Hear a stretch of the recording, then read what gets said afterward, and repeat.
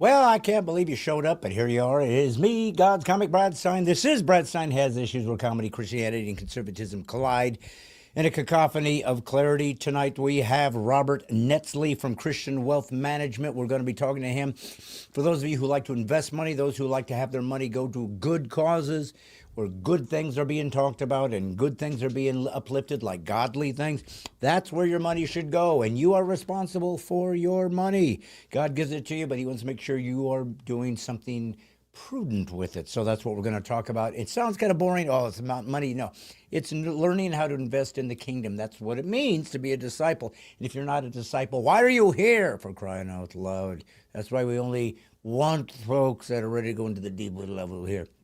Matter of fact, how do I go into the deepest levels unless I have my deepest producer, director, sidekick, and son, even now and again, Wyatt Leroy Stein. He's here. Wyatt, thanks for showing up. I was a little concerned about you. I knew that you didn't have the money to take an Uber here, but apparently you made it.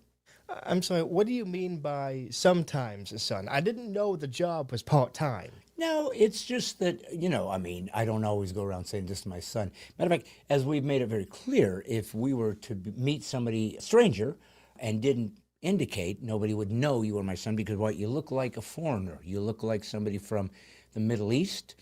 You look like somebody from another land, maybe an unfound land, an Atlantis, something along that lines, a freak. Do you have webbed feet by any chance? Not that I'm legally able to disclose at this time. Well, anyways, if you did, that would make a lot of sense because right now you don't look anything like me, son. But that's okay. Maybe you didn't want to look like me. Maybe that was something you willed with your own agency. We believe that we are free agents, that God gives us free will. Or do you not believe in free will? Oh, of course I believe in free will. And free willy. Okay. And have you ever thought to yourself, is it possible that you could in fact, free Willie, or at least the next Willie, because I think Willie got freed, or unless he killed himself because he was so sick of living in this. No. According to the movie, he swam away and is now living his comfortable life somewhere in the ocean. Now, did they tag his tail by any chance so they could follow him and watch him? No, it was more like a prison break than a humanitarian release. Oh, so he literally jumped the wall and got the heck out of there? Literally jumped over like some reefs or something. Yeah. Wow. You've never seen the movie? I haven't, and it's Really? compelling. Nothing to me says a good old-fashioned night of entertainment like a killer whale. I don't know. I'm just compelled by these things. They're whales, but yet they kill, and somehow we don't see that as an odd preface. We don't, in any other way do we say, hey, killer squirrel, killer rabbit, killer dog, killer horse, killer in general, usually the negative. So to think killer whale is actually a wonderful title and something to be proud of, I find interesting. You got to remember that this is the killer whales are found in the ocean, and what is associated with the ocean? Surfing. Yeah.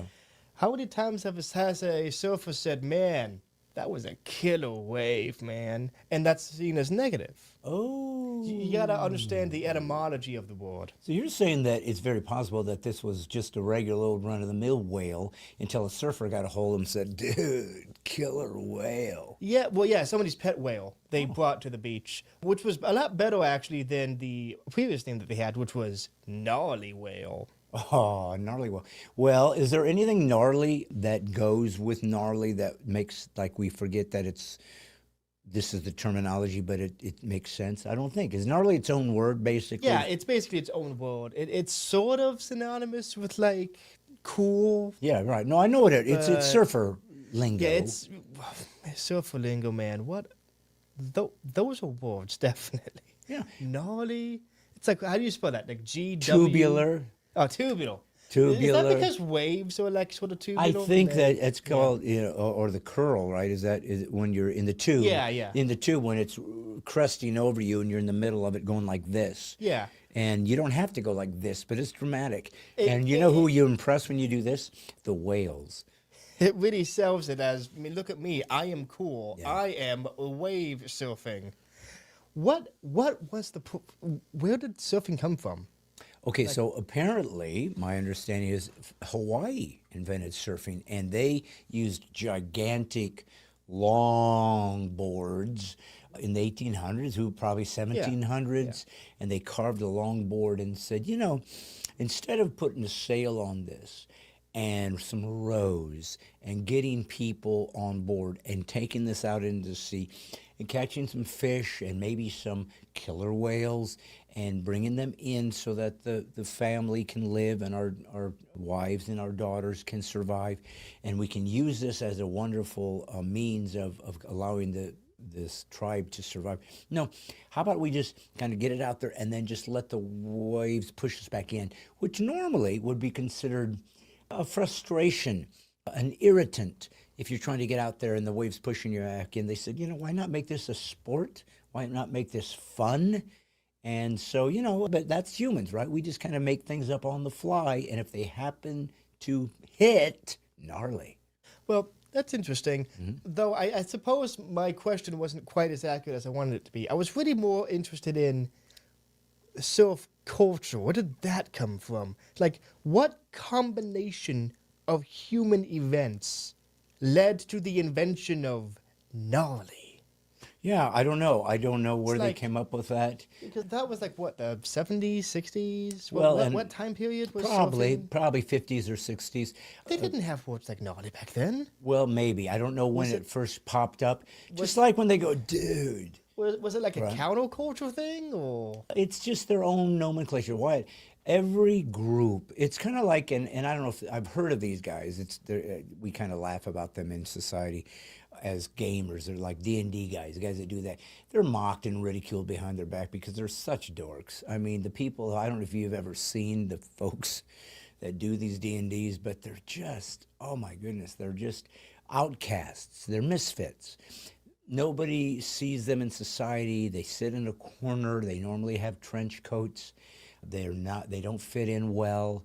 And so they have their own words. They say things like, Yeah. RPG. That's a very common. Yeah. Okay. Yeah. And then they'll say things like, It's a very common term in the Middle East, actually. is it? Yes, it is indeed. Yes, it is. And it is a killer word there. Absolutely. Some may even call it naughty. Amen. Yeah, I can't think of what the D&D folks say. Nobody knows. You'd have to be part of that culture. You'd have to be able to admit you're a nerd of that ilk. So I don't know, but I'm sure they have their own nomenclature. I'm sure. But anyways, that's the point. Everybody has their own terms and ways of and it's an inside, it's like a secret society, right? It's like nobody else knows our terms. Have you ever heard of gamers like D&Ds and so forth like that? Yes, I am it. That be me. I literally had a D&D session yesterday. So you're telling me that you've admitted across this broad spectrum of social media that you're one of them? I am, as you said. Well, there's one way A to find gamer. out. There's one way to find out. Give me 3 words or terms that only a deep dive D&D dude would do. Would do? You mean Would like say, I just say, needed another D word. roll for initiative? That's a big one. Roll For for initiative. which means It means whenever you're doing a fight, you Yeah. need to determine the order that players and enemies attack in. okay. That's the initiative. Okay. And to determine it, everyone in the fight rolls a 20-sided die. Wow. And whoever rolls the highest goes first. Okay. Second highest goes second. Oh. Third highest goes third. Now, how did they come up with that scheme? Highest goes first, second highest goes second, third highest goes third. What do you think? Why did they land on that particular formula? Any ideas? Well, I mean, first of all, can you think of any better way to determine who would go first in a random fashion that's still... Well, knowing these gamers as I thought I did, the caricature of them being just purely dorked, How about the highest guy goes last? The guy in the middle ends up going third. Well, you Just make it very arbitrary, very odd. Why do you want arbitrary? Can you name a single industry or business where arbitrary is considered not only good but preferable to alternatives? Well, landmines, they Not kill really. over here and then over there, or Yeah, maybe but- a shrapnel happens and they hit there, but not over there Yeah, this time. but you still want to know where your landmines are so Okay. you don't step on them. Okay, so roll for initiative. What would be another D&D term? Make a charisma check. Make. Because apparently in Fantasyland is the only time where charisma is enough to be noteworthy. Make a charisma check. So you have a block of stats, strength, dexterity, wisdom, intelligence, and charisma.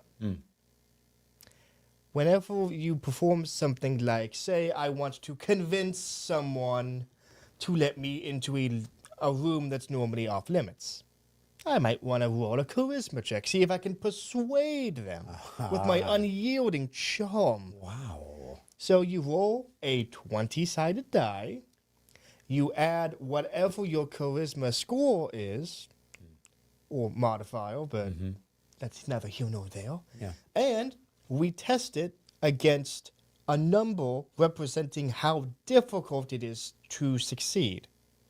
So if it's fairly easy, I might have to simply beat 10.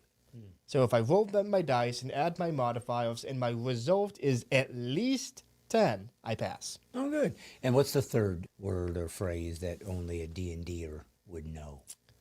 Let's see, that's a good one. I check the area for traps For traps. Okay. because I have seen some nasty traps.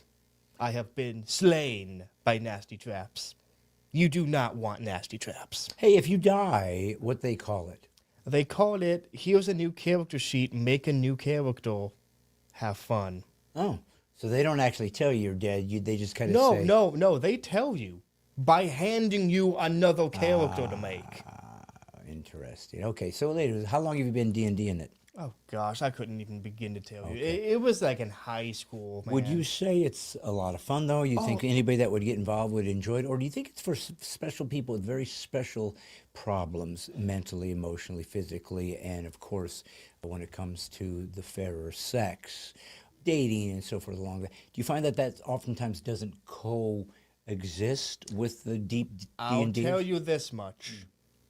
I've been playing D&D for over a decade at this point, and in my entire time playing, there have been a grand total of, I believe, 3 females that have been playing the same game with me. All right. And were So they fun? yes, it's not necessarily. But you'd think like you'd have a lot in common with her. Like, oh, no, there's a special girl that likes this thing. We have something in common, yeah?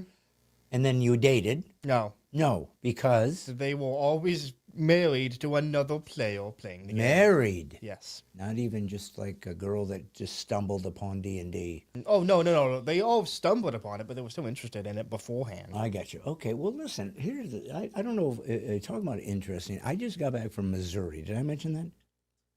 No, but it did sound miserable. So No, it wasn't. It was wonderful, actually. it was? Oh, I'm yeah. sorry. I must have in gotten some mistaken. in some secret traps in D&D, you get sent to Missouri. I don't know if you knew that. Maybe you've never stepped No, on no, that trap. no. You get sent to Brazil. Wow. Yeah. Okay. It's real bad, man. You do not want that. Okay. Well, it would be rough, though they have that giant Jesus. Yeah, Christ the Redeemer. He's there, and he's just looking over everything, saying, "Why are you here? Get back to the game. Start rolling your dang dice." I think that's what It's this like, means. what do you mean I didn't roll high enough? Look at the die. Yeah. Exactly. Yeah, exactly. Well, listen, Missouri is an interesting state. It's kind of in the middle. It's Midwestern, but it's got a Southern vibe to it as well. You do get a little bit of Southern twang every now and again, but also Midwestern. And I got to go to a pregnancy resource center in Springfield, Missouri, which there's a lot of Springfield, by the way. Springfield, Massachusetts, there's Springfield, Illinois, there's Springfield, Missouri, there's Springfield D&D. And people find that this is a constantly used name, but in this case, I went there and I got to work with a pregnancy resource center and help them raise money so they can help girls who will get pregnant to keep their baby, not kill it. I know it sounds crazy, but apparently in this day and age in America, you have to persuade people not to kill their baby. Now, I know that sounds a little off-putting. You would think this would be kind of instinctual, but no, not in the new world where Baal rules. And it is kind of this sacrifice, and we don't like that as Christians. We feel like we're trying to help the culture, we're trying to help the people, but we have to go do hard things, and we have to say, listen, how can we help you? And they do. They help them have the baby. They can get clothing there, food, medical attention, teach them how to mother.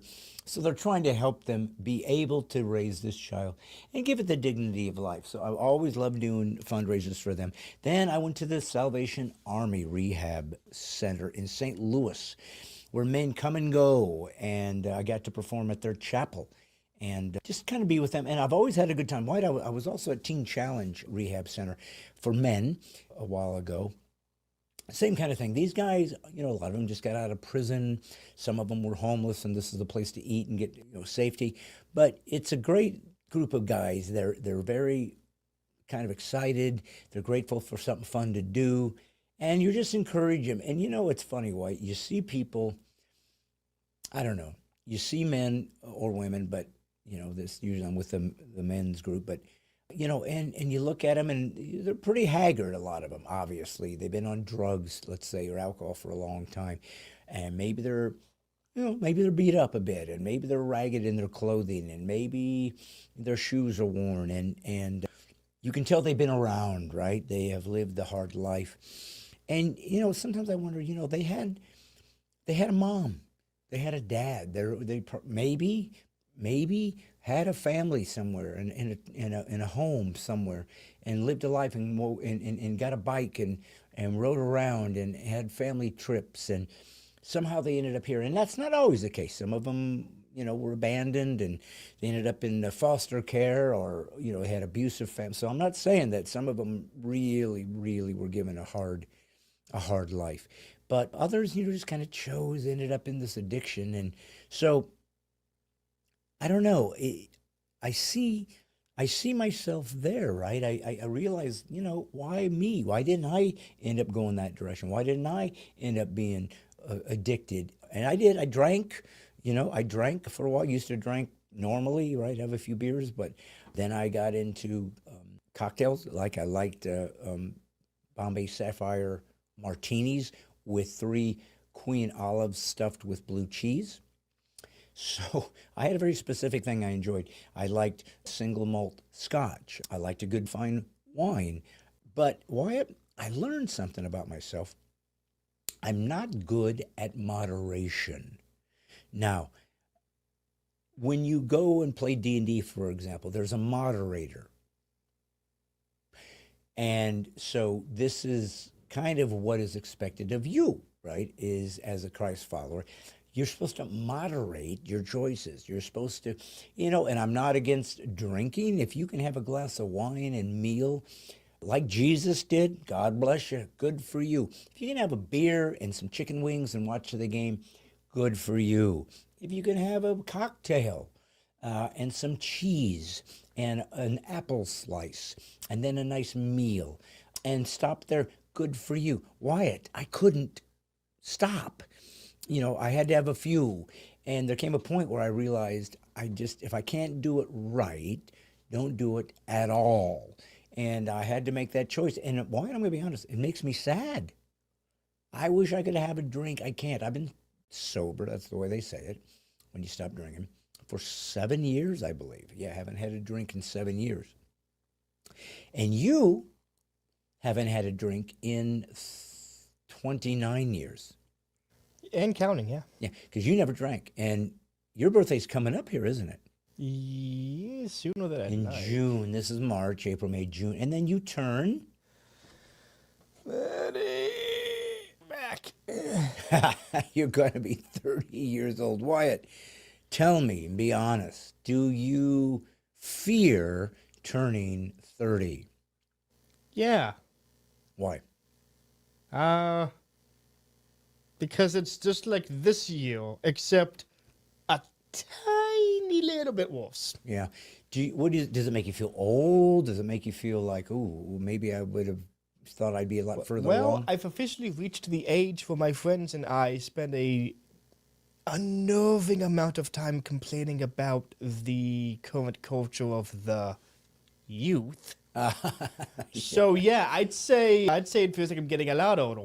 So you're getting old enough now to see how ridiculous the youth are. No. I'm old enough to understand what the problem for them is, but I'm still not old enough to understand the problem with me. Yeah, My generation was perfect. Well, That was yours when you were That's never going to end, by the way. You're Yeah. always going to fall short of where you would want to be. But I went there. I went to some churches. I was at a Calvary Chapel in Troy, Missouri, and also Bridgeville? Yeah. Or was it Bridgeport? I am so bad with names, but a beautiful church there. So I got to do like 4 Missouris in a row. And folks, if you have a church and you would like to see me perform at your church and bring a ministerial element to it, because I really want to encourage people to go deeper in their faith. That's kind of what I feel like my purpose is. That's why I'm here. Just go to bradstein.com and click contact, and you can find me, and you can bring me in. And I work lots of churches. And what I do is I try to find a church that brings me in. And when I get booked, some people will just reach out through my website or whatever, and they will book me into a place. And once I get there, so suddenly I'm in Dallas, suddenly I'm in Boise, suddenly I'm in St. Louis, then I will begin to look around. Hey, anybody else in Missouri interested? And I add churches that way. I'm able to give deals and help them financially because I'm in the vicinity and I want to help everybody the best I can. And churches are in different places financially. So, it's not beyond your reach to bring me in. I'm not like super expensive. I'm pretty moderate, but it's my livelihood and it's my ministry. So it was fun to do that. And I've got some shows coming up. I'm going to be doing something with Chad Prather in May in Green Bay, Wisconsin. If you've ever seen Chad Prather, he's a conservative commentator and he's got some great funny things out there. And so him and I are going to be doing something together. And you can go check that out at the theater there in Green Bay. And, just pray for me, guys, because, it's hard to be a comedian, and especially when that comedian becomes a career and that career becomes a ministry. It's hard because it's not what I set out to do. It's not what I expected to do, but it's where I ended up. But, when I started doing this podcast, one thing that really I have enjoyed is being able to have these conversations with these people, because I've met people online that I've been able to have conversations with that I admired, that I've seen over the years, William Lynn Craig and Stephen Meyer and Hugh Ross and who else, other folks out there, that James Lindsay, and just lots of different folks that I had watched and seen an interview, and I just really enjoyed it. And suddenly I got to talk to him. So I've been grateful about that. And this next guest, folks, is somebody that's kind of, at first glance you think, well, is this going to be kind of, I don't know, a little bit stale, because it's about finances, right? And it's not like a Dave Ramsey who helps people out of debt. It's a wonderful thing. It's an important thing. It's one of the biggest things we all struggle with is our finances. But if you're a Christ follower, you don't like to have your money spent on things that you think goes against your faith, would steal your liberties, your freedom, your religious liberties and opportunities like that. And there's a group of people right now from Christian Wealth Management that invest, like BlackRock does, in Christian ideas, in faith-based ideas. They even give you a breakdown so you can see what companies give what to where, so you can see, where do I want my money to go? They want that wealth to grow. They want you to build equity. They want you to build a profit, but they do it with like-minded believers. And Robert Netzly is the guy that I talked to. He's the CEO, the president of Christian Wealth Management. And it was really a fascinating conversation, because to know that there are people out there, just like we had Gretchen on that created Give, Send, Go. She saw, what do you call it? What's the typical GoFundMe fundraiser? I don't know what that fund place is. I always forget everything I need to know. Kickstarter, whatever it is. Anyways, she said, let's do a Christian version.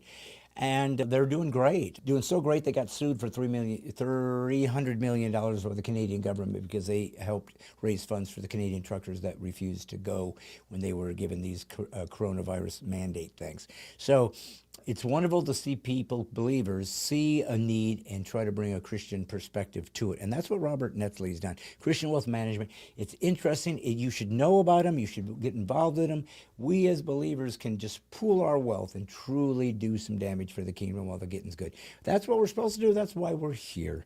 And so I really thought you guys would enjoy this. And if you give it a listen, I promise. It's probably going to be an area where you're going to want to think, I think I'll throw some bucks that away. Those are my people. So enjoy this time, learn from it, grow from it, and hey, comment down below if there's anybody you'd like me to try to get on as a guest or anything that White and I can do that you would be interested in, topics we might want to discuss or whatever. Anything you'd like us to think about or add to the show, feel free to comment and share and like and subscribe. And please help us try to do the impossible, get 100,000 subscribers on Brad Stein Has Issues. In the meantime, I think you will enjoy the president and CEO, this interesting interview of where to best get the best use of the money God has given you. Well, I think it just might be Christian wealth management. So do me a favor and enjoy this conversation with Robert Netzly. Well, folks, welcome back to Brad Stein Has Issues. I am so excited about this next guest. It's certainly going to be somebody a little bit out of the box from what we've done before, only because what you're going to first think about when I introduce him is this is going to be really boring.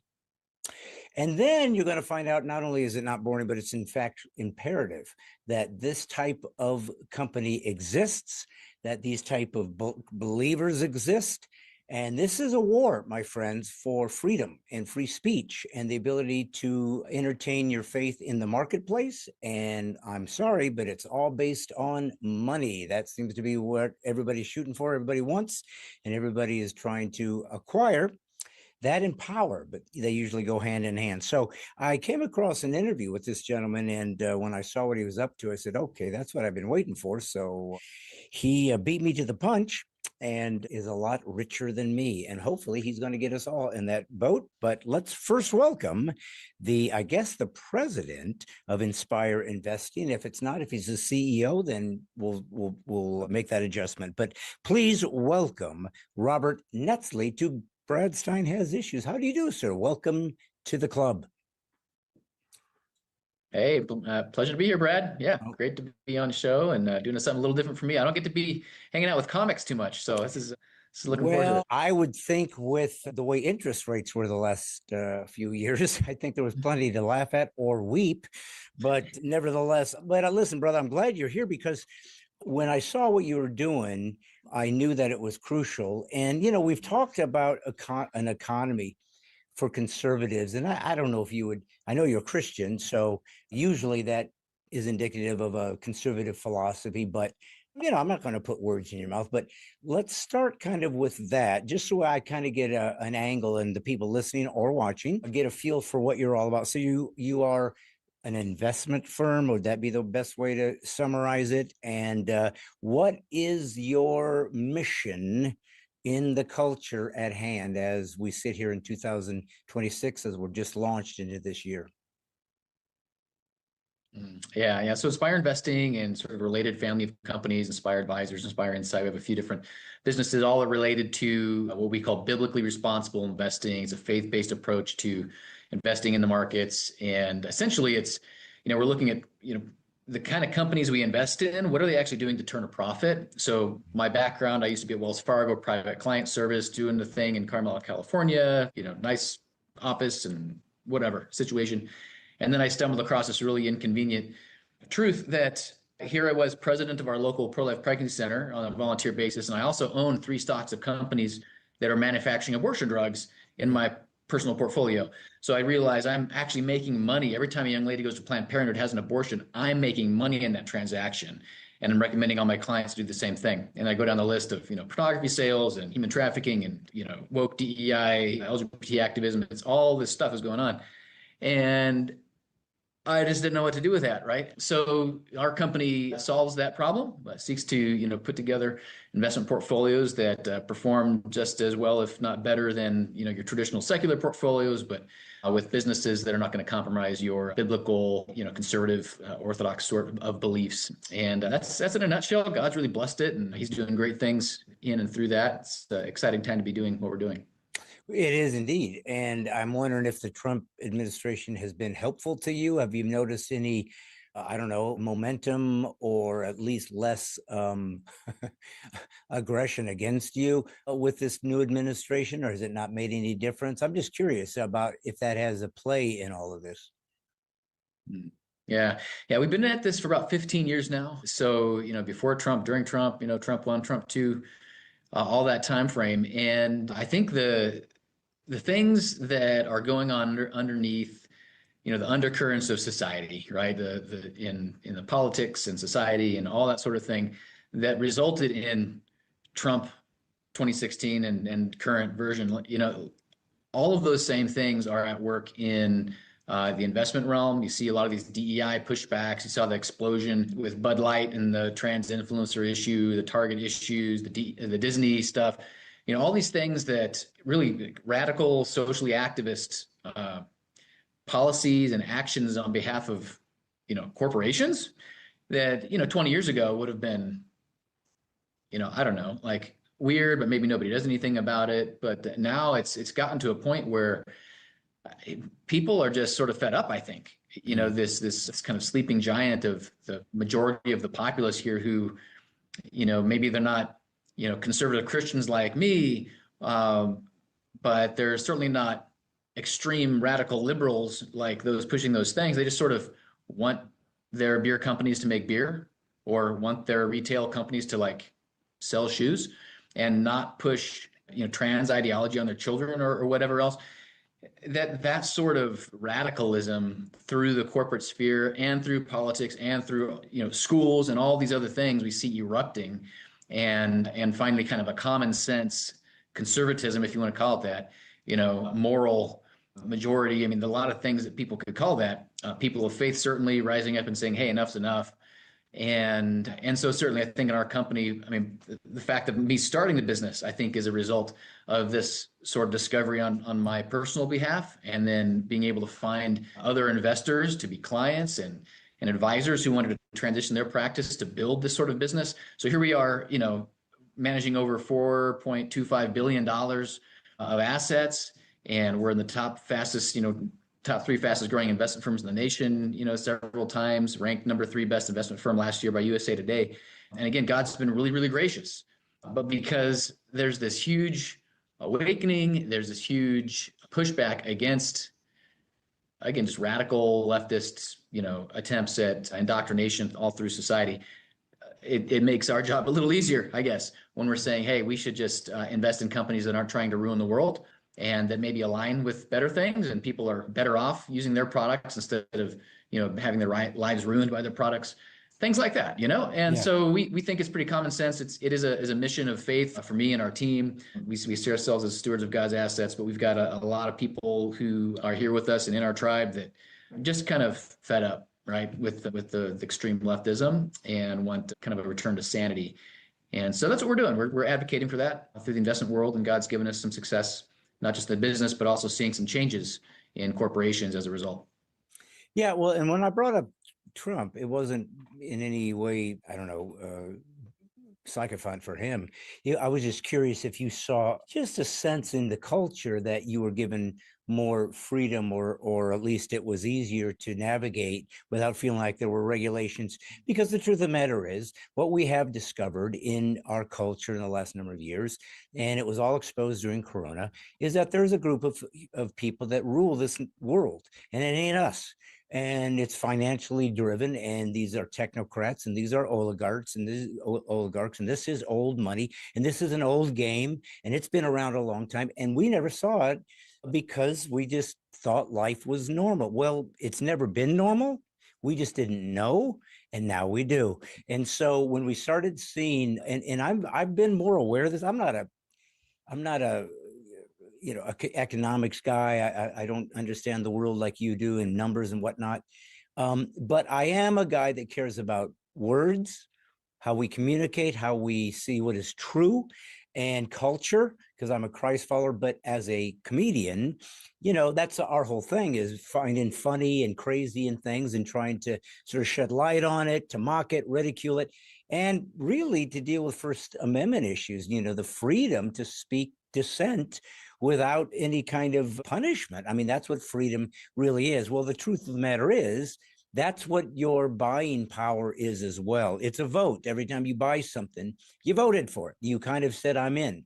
And I've always said for years, Christians, I think, sometimes have failed in engaging culture proactively. It's all sort of hand wringing and maybe going to church and wondering if things will get better. It's like, well, you can get around it with a big old poster and protest what you hate, or you can invest in something you love.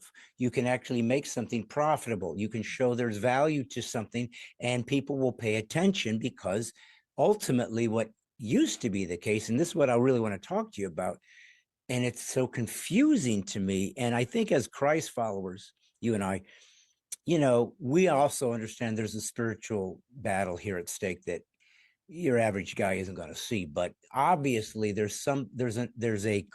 someone is trying to claim the control of the culture, and money, and of course does that.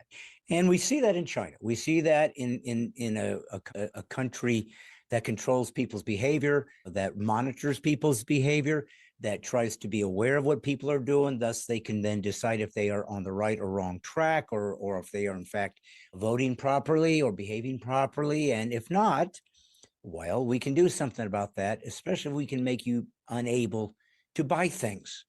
Then you are my slave. We saw it with the truckers that were protesting during Corona in Canada, literally having their funds removed by the government. Give Send Go is a friend of mine. I know the folks that started that. They were sued $100 million, I believe, by the Canadian government, because they were just simply trying to provide funds for these guys to have their free speech. So there's a lot at stake if you're not covering how you can spend and where you can spend and who controls that ability. So I want to start with, for those who maybe are listening or watching me that maybe have never understood the ramifications of what happens if a company is captured ideologically, how that can cost you your freedom, how it can cost your ability to integrate in society, and not, like you said, have the things that most dear to you be commandeered by somebody else and literally cast aside or made impossible. And I saw that when I read, it was Vivek Ramaswamy's book, Woke Inc. And that was the first time I'd ever heard the distinction between stakeholders and stockholders. Stockholders is what was typical of the function of a business like yours. We are trying to get the best return on our investment. That's our job. Is you paid money, we're going to try to find the proper way to mix that up and spread the wealth. And if somebody tanks over here, we got 5 guys paying for it over here, and we're going to be okay, and we'll right the ship. And because the stock market is volatile. But suddenly stakeholder came, is apparently the single most important way that they were going to vote. And that is, are we putting our time and our money and our company's brand towards a particular issue, towards a particular philosophy, towards a particular point of view, a group, an oppressed group, a marginalized group. And suddenly it became a political arm that had nothing to do with, just give me my money back and give me a return. That's why I got into this. So can you help my people and describe it certainly better than me? This is your bailiwick. The difference between this idea of stockholder, investor with a hope of return, and this idea of stakeholder, which is more of an ideological driven investment, which doesn't apparently also seem to care if they lose money as long as they feel good about themselves. So explain how that has panned out all these years. Yeah. I think you're doing a great job. I think you might have a future in investments there, Brad. But the shareholders, stockholders, and stakeholders. Yeah, it's sort of like they sound similar, and sometimes you hear talking heads, and it's easy to just sort of not realize they're talking about two very different things. And the importance of words. I think you mentioned that, right? Like, words are important. Vocabulary the sort of things that we let people put inside of our mouths is we need to pay really close attention to that. And Solzhenitsyn was, that's like his gig, right? Do not live by lies. Yeah. You don't have to go put your neck out on the line and go toe to toe with the Red Army or whatnot, but just don't live by the lies. Don't say the lies that they want you to repeat. And this is one of those examples where there's this little word, share stakeholder or stockholder. It sounds very similar, but they mean very different things. So a stockholder is somebody who has a financial interest in a business. So you are an owner of that company. So when you out there have a 401k at your company and you put some money into it and it goes into a mutual fund, there are stocks inside that mutual fund and you own a little bit of stock from hundreds of companies probably. And so you are a stockholder in those businesses. Businesses go up in value, go down in value. Your portfolio goes up and down in value, right? That's kind of, we understand that financial aspect. There's a responsibility that comes with that on behalf of the company of which you own stock. So you are an owner. You might not feel like that, but you are. You own a little bit or a lot, but you're an owner of that business. And the people running that business, so the board of directors, the CEO, on down, have actually a legal responsibility, a fiduciary duty to work in your best interest as the owner of that business, as a stockholder in that business.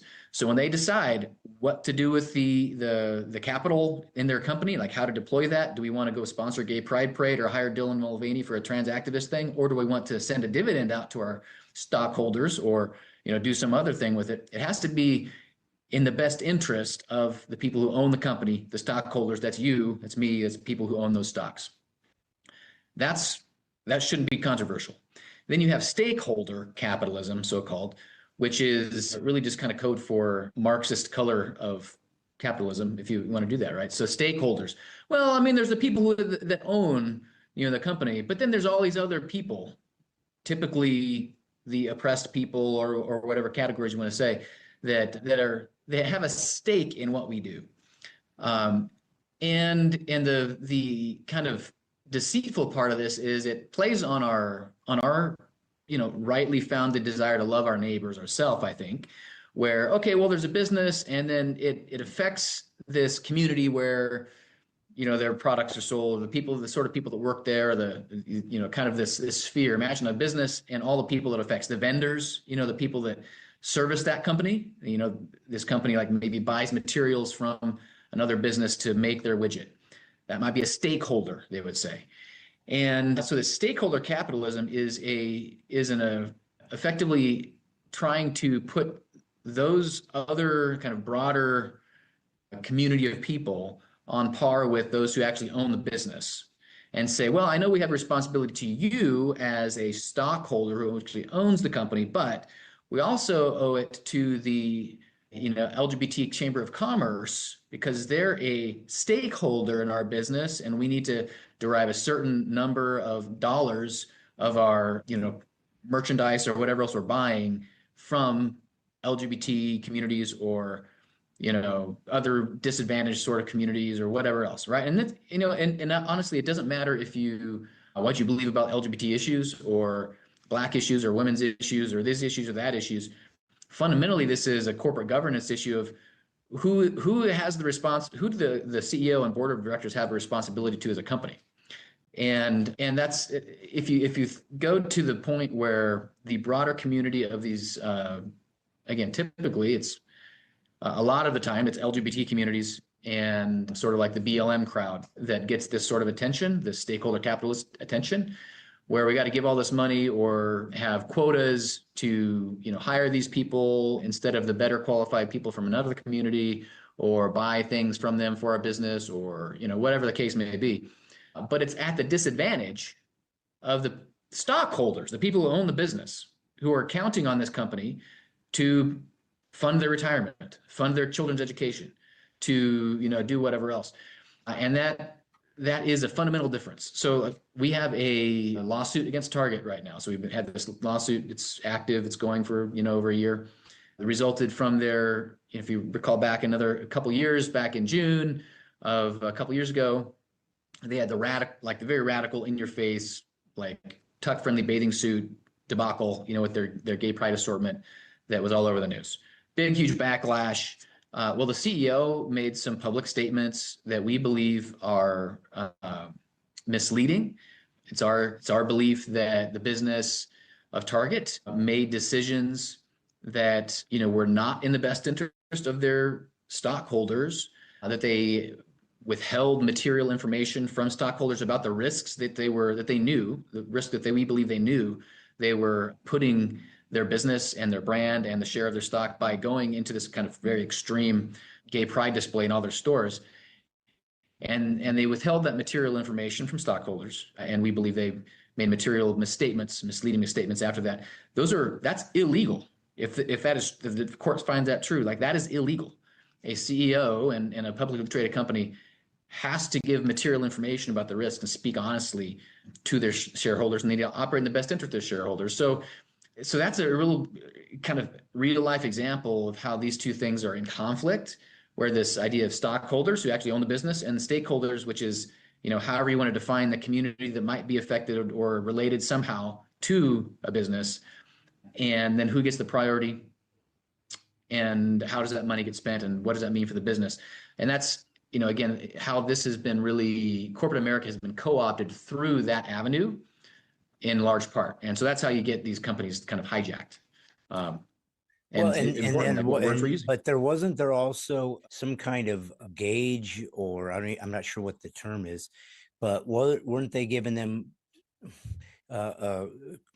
certain credit points for how woke they would go, and thus giving them a higher index by which we should invest in these guys because they're really LGBT friendly and they're way for the indigenous people over here, and they care a lot about the snails that over here that have been wiped out, and God knows we got to I mean, what other company would you want to invest with that wouldn't do that? So they would, but it was a very frightening dystopian sort of control by saying we're going to give you sort of a reward or a rating, maybe that was what it was, by how much we've decided, whoever, they're always self-appointed elite that decide that we are the arbiters of what is allowable. And so companies were in fear that if we got a bad rating, we were going to maybe lose investments or at least get picketed, or I don't know. But am I accurate about that they would put out some kind of graphic to show who was in the proper tier of deserving of investment? And how did they go about harming these companies that weren't towing the line? Yeah, there's a few different groups that put out ratings and different issues and whatnot. One of the larger ones is Human Rights Campaign, HRC. I think they're probably the largest pro-LGBT activist group in the country. Incredibly active. They propose legislation. They work with Congress. They have a huge corporate lobbyist arm, and they put out this score. This what supposedly they call it the Corporate Equality Index. Again, slippery words. Corporate Equality Index. And it ranks essentially how friendly you are towards their agenda. There's a survey that they send out to corporations, very extensive about, the sorts of people you hire and the sorts of, do you offer, transition surgery treatments for minors in your health plan, things like that. And the more boxes you check that line up with their very extreme kind of agenda, the higher the points you get, right? 0 to 100. And they have a lot of fanfare for those that hit 100 and all of that. And so for many years, that was sort of uncontested. And you've got this whole cadre of, Bain and Company sort of, McKinsey and Company sort of corporate consultants and things that will go into these big businesses and say, hey, you want to be on the right side of history. And don't you know that in all of the surveys, everybody wants to see an inclusive, diverse, they want to see you standing for equity and social justice. And, you really need to make sure that you score as high as possible on the Corporate Equality Index. It's going to be good for business. And they had all their supporting data that they have, cooked up from somewhere. Well, for a long time, we've been saying that's all just a bunch of hogwash. I'm not sure where they're getting their data, but all the people I know don't really want that happening and in these businesses. And so we've been talking to these companies as investors. We get to call their investor relations department, and they have people whose jobs there it is to talk to people like us. And we talk to the executives there and all of these folks and get to speak biblical truth to corporate power. And it's sort of like falls on deaf ears for a long time. But now those chickens are starting to come home to roost. In these past several years, we're saying, look, we've been telling you, this ain't a popular thing. Don't believe the charts, the shiny charts and diagrams you're seeing from wherever. But, the people that are shopping at your stores and buying your beer, like, they are not a fan of this. And we're not a fan as investors. And I know a whole lot more people like us. Now that's becoming real. And, again, Bud Light blows up, Target blows up, all those things. And so you start seeing, a friend of ours, Robbie Starbuck, he's been in the news a lot, like getting some like Tractor Supply and John Deere and others to kind of flip on ESG and DEI. We've done a lot of similar work from a shareholder's perspective in, similar realms with, off-duty speech and debanking of Christian organizations and also DEI and ESG, a lot of these same issues. And now you're finding businesses being more willing to hear you out because sort of the emperor has no clothes. They realize they've been fed a line of hogwash. And then two, we're hearing more often now, I've had numerous conversations like this where there's an executive or a legal officer or somebody at a company, and we're having a call about one of these issues. And they sort of stop in the sentence in our mid conversation and say, hey, I just got to level with you. I don't really want the company doing these things either. I'm not an extremist.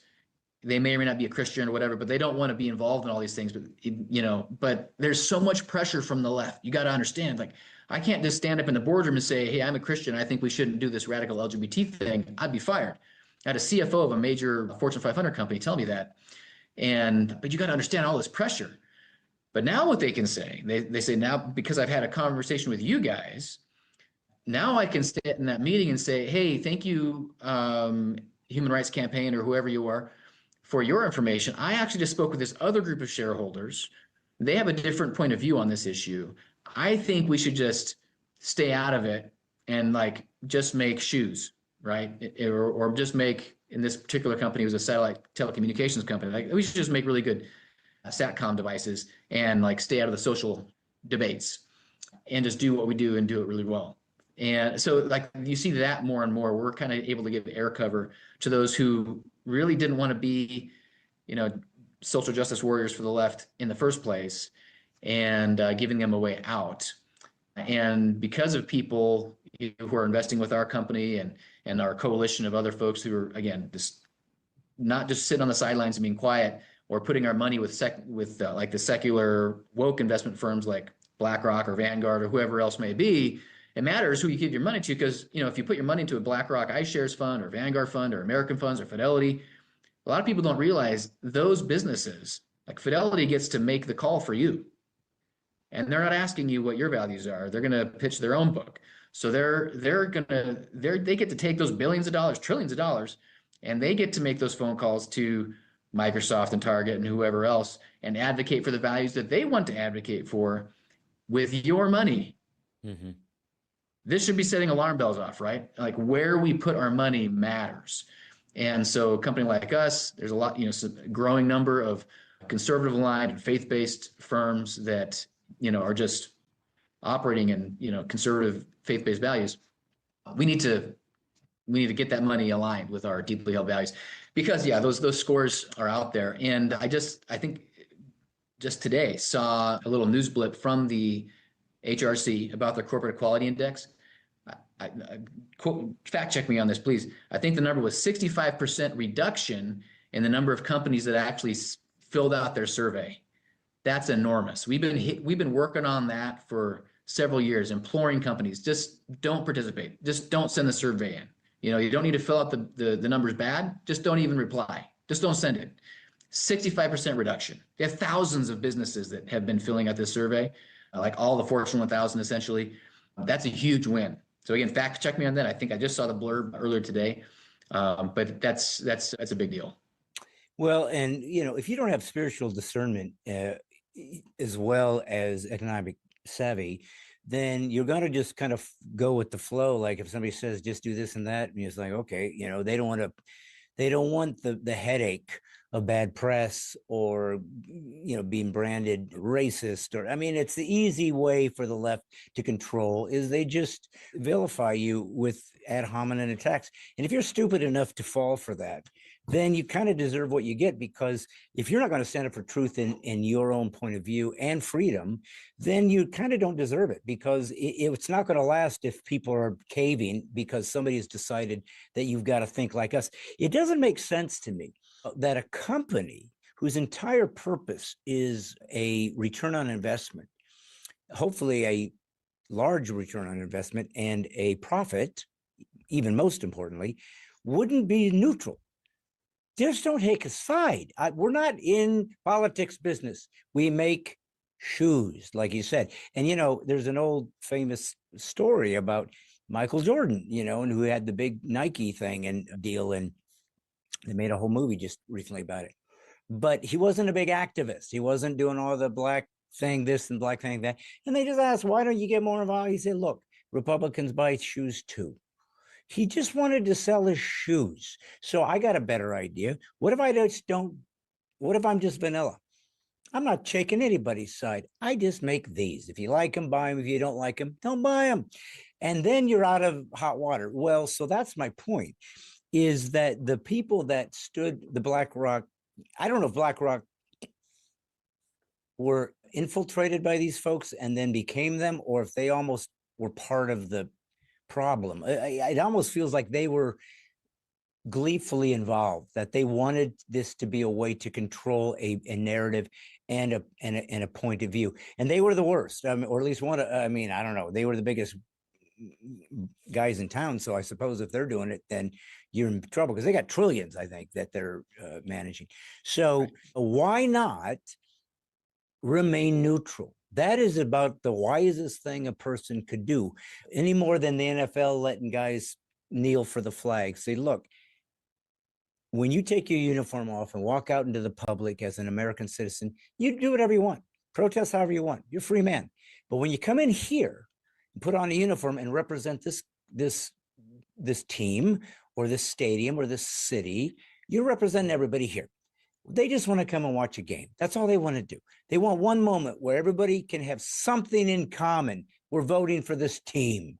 So let's not make this anything else. And the NFL fell for it. I've never watched an NFL game since then, because I believe they owe America an apology. I believe that and they're woke. I mean, they got this guy doing this halftime as we record this next week coming up, who, spoke out against ICE agents just at the Grammys, and now he's going to be their halftime guy.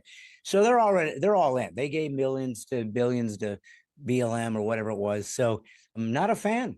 But here's the thing. Here's the problem. And you tell me your take on what you're seeing. And you've been doing this a long time. And I like how you said you've been amongst the boardroom. You've been talking to these guys for long before it was the thing that the pendulum was swinging the other way. Long before that, when nobody really, they were fearful for their lives that they were going to stay in the left lane. But I'm grateful that you feel like, there are those who are finally saying, this has not panned out, and we just don't want to be having a gun at our head, not being able to make wise decisions and economically prudent decisions, which is what our business was supposed to be all along. And we can't do that properly if we are coerced. But do you think, this is where I do want to throw in the spiritual realm, because I think it's the only thing that makes sense. It wouldn't make sense to get a trans guy to do Bud Light, because clearly you know who your market is. They're good old boy, blue collar, rednecky, regular guys. It's not against these some trans guy. It's like, you don't represent this. It's beer. It doesn't have a gender. It's just it's a refreshment that we all want to participate in. So what do you think would cause someone to not take the most obvious route, and that is just remain neutral? don't take any side about anything, but making the best product you can. Yeah, it's a good question, and there's different answers. I think there's different reasons for different companies depending on who we're talking about. Sometimes, as hard as it is to believe, the folks making those decisions actually believe that the world they live in wants them to do these crazy things, that their echo chamber that they're in, that they honestly believe that nobody's thinking like you and me are right now. And if there are Neanderthals still walking around that believe the things like you and me, like we're just, prehistoric relics, and there's not very many of us, they really don't understand that they're people buying Bud Light are just sort of your blue collar guy that, doesn't go marching in the Pride Parade, and doesn't want their kids reading trans books in kindergarten at the public school, right? Like they honestly don't have that view of reality. And I've talked to so many journalists. This is super common, 25-year-old Manhattanite, somebody with the New York Times. They honestly have a different view of the world. The people they know, the echo chamber they're in is just different. So there's that. And we've got to do what we can to shatter that. And again, just speaking this biblical truth to corporate power and having these, and I've had some of these conversations with honest, I think, well-meaning people who, after having a conversation, they say, I've been doing this job for 20 years, running investor relations or the finance or whatever it is at this company. I've never heard anything from a conservative investor or a faith-based investor before. Not once. They hear a lot from the other people. Yeah. 0 times from our side. And they thank me. They say, thank you very much for sharing your perspective. Because honestly, this is the first time I've heard from somebody. We're going to take that into consideration. And they do. And they do. Even though their personal views might be something else. But we just kind of shattered this, disillusioned, them from this kind of fake world. So we've got to be speaking, into the boardrooms and things. The pickets on the street are easy to dismiss, that kind of thing. There's a place for that, but the power and the decisions are in the executive ranks. And really, honestly, they're not watching who's picketing on the front step, and they just think they're a bunch of lunatics, and they sort of dismiss that. But when you're talking to, an investor group or whatever, and you're having a rational conversation, a lot of them are reasonable people. So that's that one category. There's another category that's the more insidious kind, that they know that there's people over here, there's shareholders and customers that disagree with them on these things, and maybe mostly disagree with them on these things, but they have a personal vendetta. I believe Target's in this camp, that the CEO that was responsible for those decisions, and some of the management that were making those decisions a couple of years back about the gay pride assortments and whatnot, seems to me, based on the statements that have come to public, that they had personal agendas that they knew were going to put the company at risk, and they didn't give a hoot about it, and they were going to push it forward anyway because they believed that they could act with impunity. They believed they could do it, and that nothing bad would happen. And why would they believe such a thing? Because for decades, they were doing things like that, and nothing bad would happen.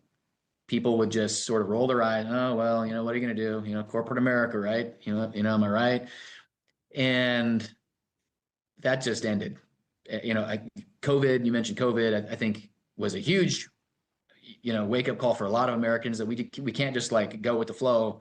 There are some nefarious actors in the world that kind of want to enslave us in different ways, to larger or smaller degrees, as the case may be. And some of those people run big companies. And we need to speak up. We need to take action. We need to let our voice be heard. We need to go out and help, form the society that we want to form, and preserve the things and conserve the things that want to be conserved. Otherwise, they're going to be burned to the ground by people who, are diametrically opposed to the sort of world that we want to see, full of life, liberty, and the pursuit of happiness. They want, something else. And so there are those that I think really just have personal agendas. And they have been, again, historically sort of emboldened because they could do these things. Shareholders wouldn't say anything. Customers kept buying their stuff. People just sort of whatever. The media applauds. Their country club friends in, Seattle applaud them and pat them on the back for all the things that they're doing. And so that's changed. So now you're seeing otherwise activists, CEOs, et cetera, being bridled by their board, being fired by their board, perhaps, or just realizing that their head's on the chopping block if they stick it out there, like there are consequences. And so that's why you're seeing, I mean, a monumental tide change in corporate America. It is not 5 years ago to today. It is night and day, the sort of atmosphere in boardrooms and, you know, when thinking about social issues and all of these things, it's huge progress has been made, and there's more to be made, but it's remarkable to see. Well, and I was grateful. One of the things I was grateful for Trump was going after DE in universities and basically saying, no, you ain't doing this. And, you know, but it's kind of like when Musk bought X. Outside of that miracle, we were going to be in big trouble. I mean, for the first time ever, at least that I'm aware of, the conservatives had a guy who literally could say, you know what, I'm going to buy, what is it, 50 billion? Oh, okay. And had this guy, I mean, we had the richest man in the world say, I'm on your side for a second. It's like, what?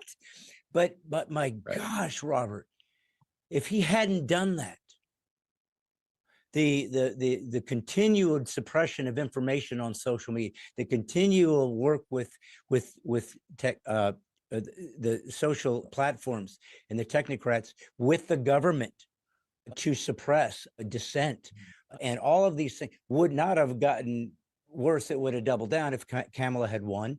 That would have been that. We would have been the end. How would it have gotten any better outside of a revolution or a civil war? Because this thing was going so sideways.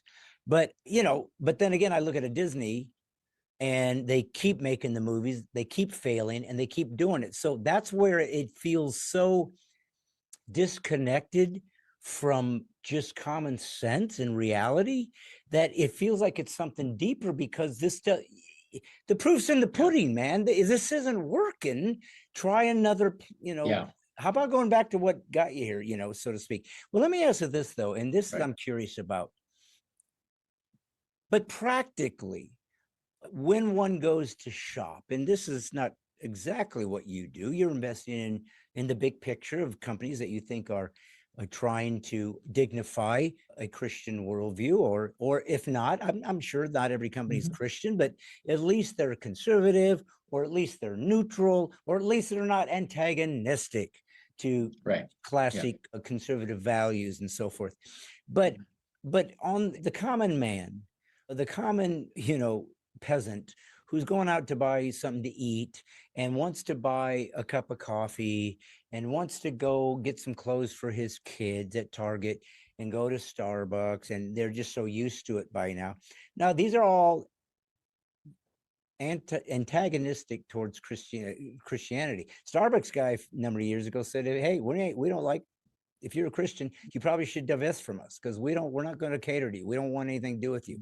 So they made it very clear. We don't want, but meanwhile, Christians are still before church going and buying their Starbucks. So they're investing in someone who says, I despise you people.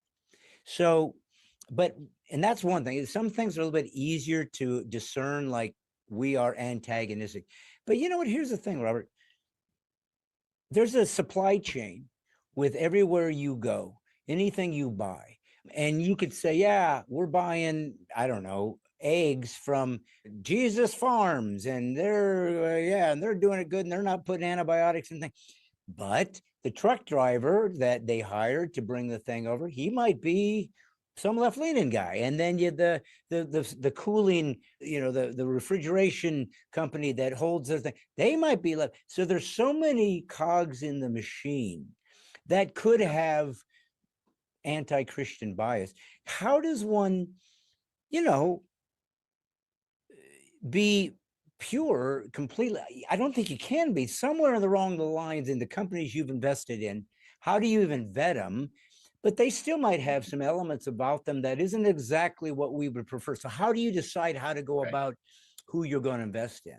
Yeah, great question. And this is not a purity trap, purity spiral sort of thing, right? They Yeah. were trying to do. This is not like if you're familiar with the Pharisees in the Bible, they were just all focused on these rules. They thought they were so holy that they couldn't, they didn't want to like even come close to other people that might be, sinners or whatever else, because they thought distancing themselves from, the dirty masses is how they were going to be holy. Jesus had different words for them, right? And they were self-righteous. So, I mean, that's not what we're trying to do. Like, there's sin in my company because I work here.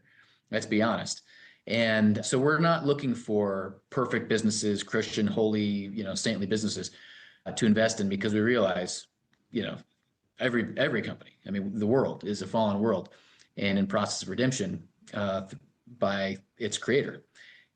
So what are we trying to do? And we're not trying to be holier than thou by like disassociating ourselves with things that we feel are icky. What we are trying to do is be good stewards. We realize that every dollar is from God. Like, God owns everything.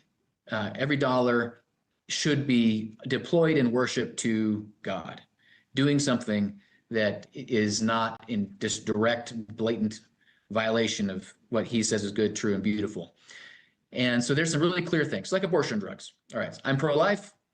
We shouldn't kill babies in the womb. And we shouldn't make drugs that were designed to do that. And certainly I shouldn't be selling them to people making money off of that as an investor. And so that's a really clear one. Like, I'm not going to invest in a company that's manufacturing abortion drugs that, are because I'm making money on that. I can't tell that company to, hey, keep all the money you make from the abortion drugs and just send me, the money you make from the cough syrup or whatever else they make. So that's one thing. As an owner, I have a responsibility as an owner for the things I'm profiting from. As a consumer, I have a totally different set of responsibilities. I can buy that cough syrup from that same drug manufacturer with a clean conscience. I should not be buying the abortion drugs or pressuring my girlfriend to, buy the abortion drugs. I'm responsible for what I buy and what I do with what I buy. As an investor, I'm responsible for everything that company does, particularly the things that we make money on as owners. Netflix is a really great example. I like to use kind of clear example. If there was, if anybody's not aware, there's a ton of trash on Netflix, right? Pornography all over the place. They produce it as well as distribute it. And that's terrible. If I own shares in Netflix, I'm making money on millions of hours of people streaming things that are ruining their lives, ruining their marriages, ruining their relationships, destroying their soul. I'm profiting from that. Now, I can be a customer of Netflix and I can watch, Teletubbies with my kids or not, or Hello Ninja or whatever. I can watch things that are okay. And that's what I'm responsible for, what I watch on Netflix. If I watch the bad stuff, I'm responsible for that. If I own the stock, I'm responsible for all of it. So that's a really clear thing, right? I own an iPhone, fine. I'm responsible for how I use that iPhone, the things I download, things I watch, things I do with it. But I don't invest in Apple company, Apple stock, because they do sell pornographic things on iTunes and et cetera, et cetera, et cetera. LGBT activism and abortion activism. They pay their employees to travel to states to where abortion is legal and things like that. So there's a different stewardship responsibility from a biblical perspective, like from an owner to a consumer. So I think we have a lot more freedom as a consumer. If your conscience is like, look, I just can't stand Target, I'm never going to shop there ever again. You don't watch the NFL, good on you. Okay. But we can't put a blanket requirement across all Christians, thou shalt not watch the Super Bowl ever again because NFL's woke, right? Like, and I don't think we would say that we need to do that. But if someone's conscience is as such, great, you should follow that. As an investor, I think we can say, look, no Christian should be making money from abortion drug sales or pornography sales. That's just, in Proverbs 16:8 says that better is a little with righteousness than great gains with injustice. And then there's a whole other, lots of other scriptures along those same lines that deal with, issues of ownership and stewardship versus the stewardship of a consumer. Yeah, no, I think that's a great distinction because you're looking at the meta narrative, the big picture, as opposed to just some individual. Because the truth of the matter is, we're in the world, and the world's flawed, and we can't function if we're not going to deal with people that are non-believers or maybe they hate our faith. And frankly, part of our purpose is to be kind to those folks and let them see us kind of engaging in their world and going, okay, I figured y'all would, you thought, we're at, we're prudes and Puritans, and suddenly you can understand, you can have a beer with me, or you can do this or that. So, Right. people aren't, maybe they see us in a caricature and not in what we're supposed to be, and that Yeah. is, loving and kind without compromise, and that can be tricky. Would you say, just for the folks listening, are there uh, what do you consider some of the worst companies as far as antagonistic towards Christianity, and some of the best, and see if you can give us some with that aren't necessarily Chick-fil-A or In-N-Out or Yeah. Interstate Batteries or Hobby Lobby. I mean, we all know the small handful of billionaires that are our people, and God bless them. But that's all we know. And there's got to be others out there that are good Christ followers, very successful, that maybe Sure. they should support. So, can you tell us some of the bad guys that really Yeah. would be a disservice to God if you were to put your money into them, and then give us the good news?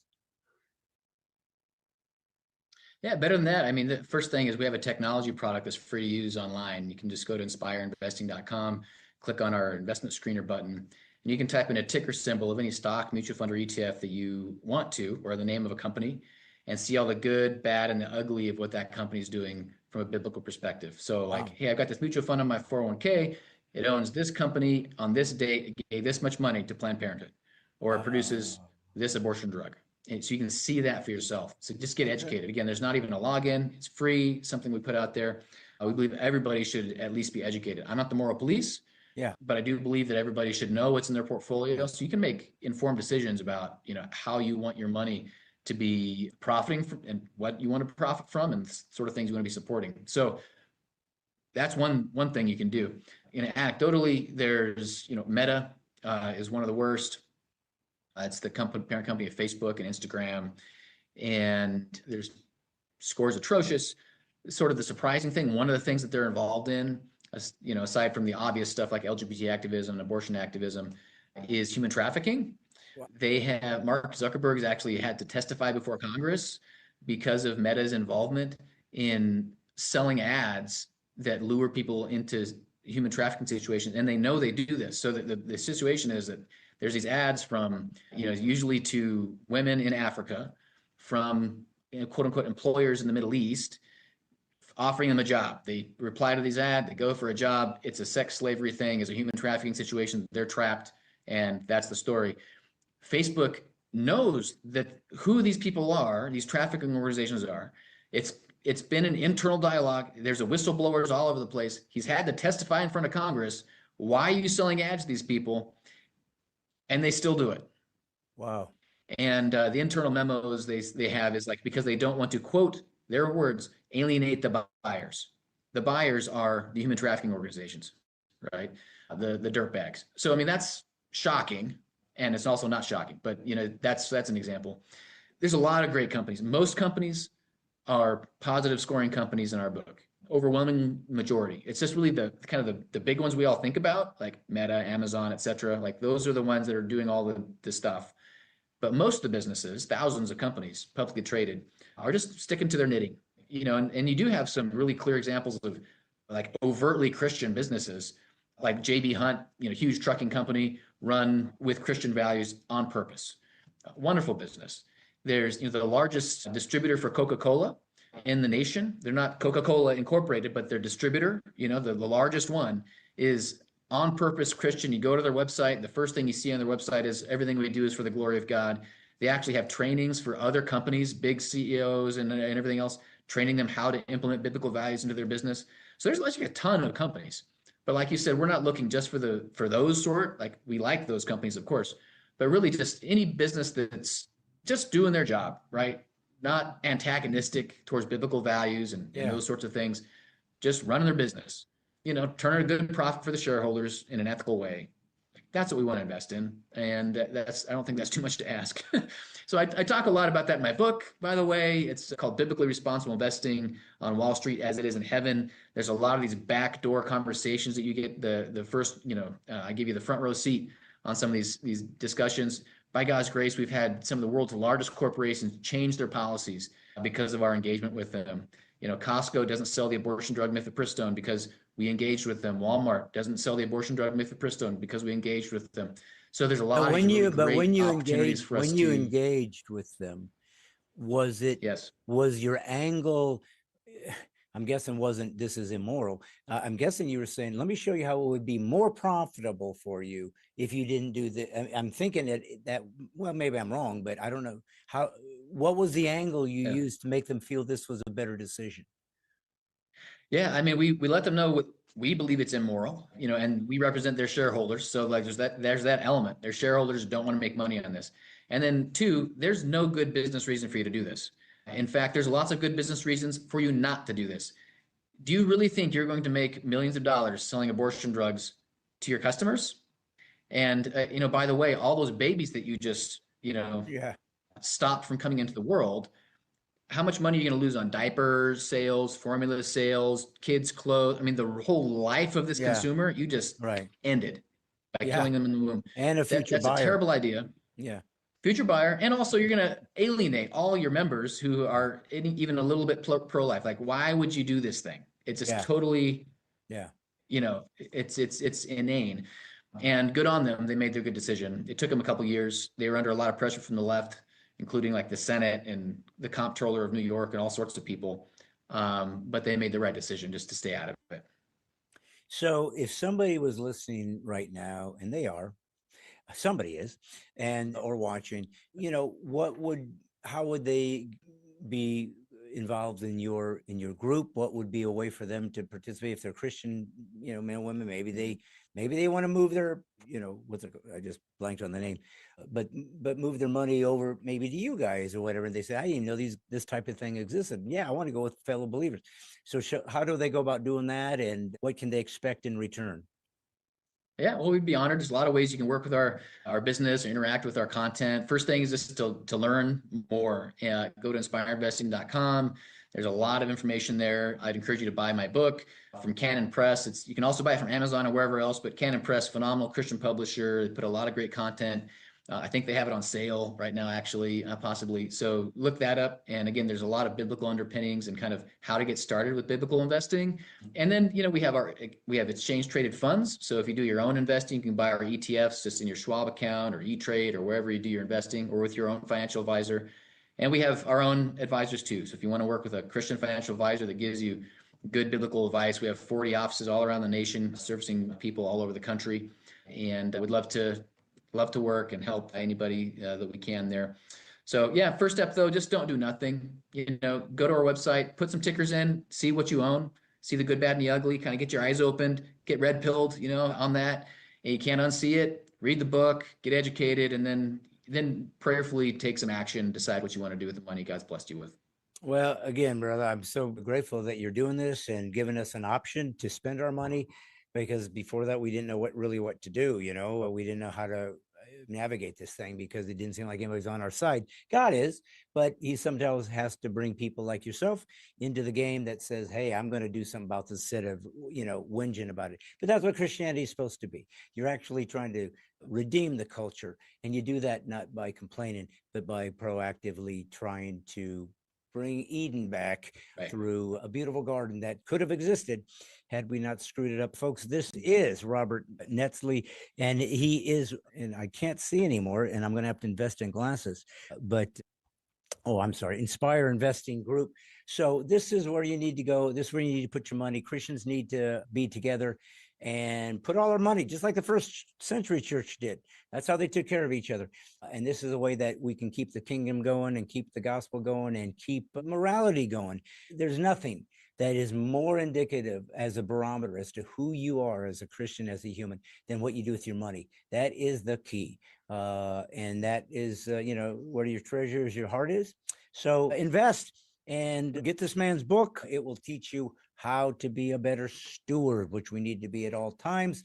Me, I'm just a comic. I'll probably, after we complete this conversation, try to see if he will send somebody to me so I can keep my podcast going. So that's how pathetic I am. But meanwhile, I'm grateful to meet you, brother, and keep up great success. More power to you. Remember, folks, if they ever say you're being politically incorrect, I always say thank you. For the compliment, it means you speak the truth at all times. If they say you're not woke, then again, you're doing exactly what you're supposed to do. We are Christ followers, the last truth tellers on earth. I'm Brad Stein, God's comic. This is Brad Stein Has Issues, and I'm doing what I do best, putting the woke back to sleep. See you next Monday.